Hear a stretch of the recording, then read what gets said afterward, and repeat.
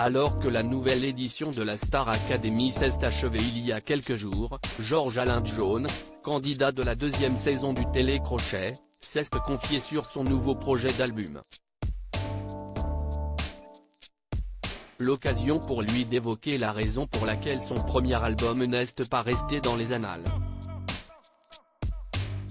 Siema Doma et Nolwenn Leroy ont brillé en 2002 sur la scène de la Star Academy par la puissance de leur voix, l'un de leurs camarades ne menait pas large.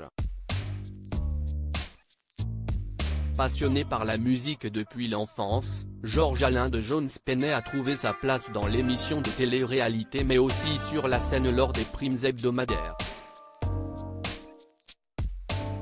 Le chant, si est arrivé avec le château.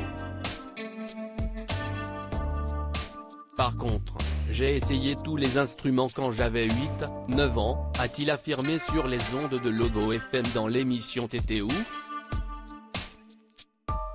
Désormais âgé de 47 ans, l'ancien apprenti chanteur ne dénigre pas son passage dans la Star Academy.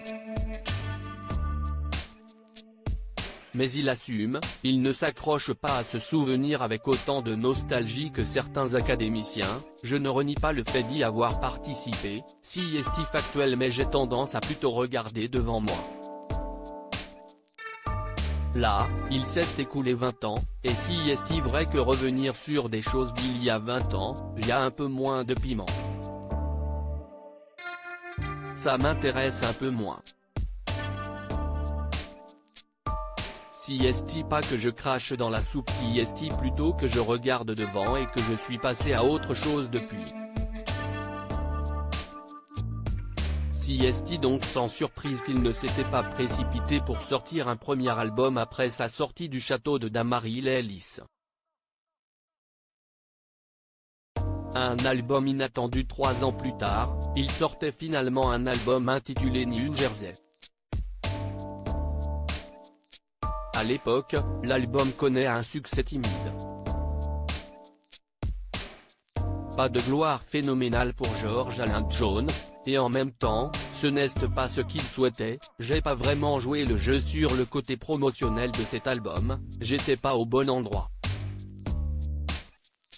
À l'époque, il peut compter sur la compréhension de la maison de disques avec laquelle il a signé, Universal.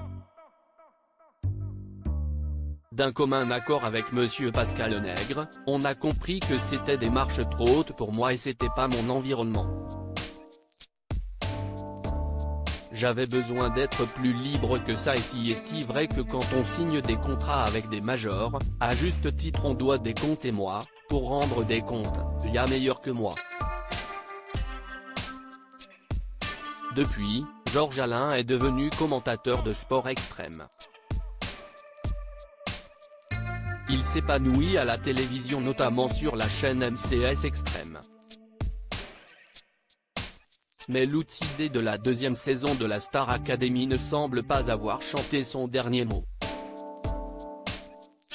Il devrait sortir un nouvel album prochainement, intitulé Monde Parallèle.